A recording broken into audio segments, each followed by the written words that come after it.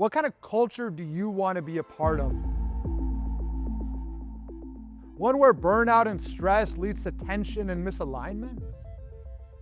Or one where you feel engaged and energized and connected to everyone you work with and the work that you're doing?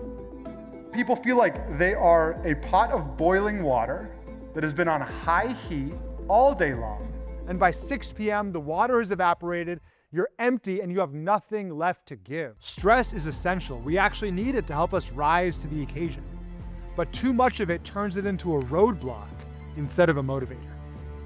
Having less stress isn't the goal, it's the starting point. When you can master your mindset, that's when decisions become easier to make. There's clarity in communication, creativity skyrockets, and you actually begin to engage with your work and your life because you're not overwhelmed by it. In that moment where that stress comes up, or arguably you need to communicate at your best, your brain shuts down.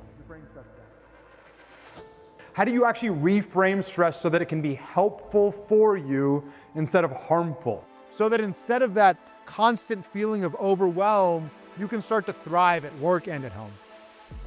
Your job isn't your title, it's how you bring it to life. It's how you show up every day. Every day you walk through the door, every colleague you work with, and every client you meet. I remember sitting with Kobe Bryant, and he was sharing how even with pro athletes, what separates the top 1% from the rest is how they handle the stress in those key moments.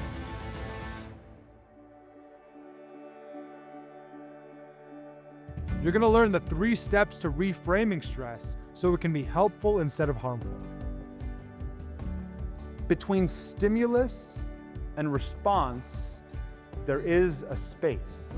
In that space is our power to choose our response, and in that response is our growth and our freedom. Who am I when I am at my best? Do I give myself permission to show up as my best, most brilliant, most creative version of myself? All of a sudden, all the choices, all the possibilities, all the opportunities are open to you. You can actually use all of yourself.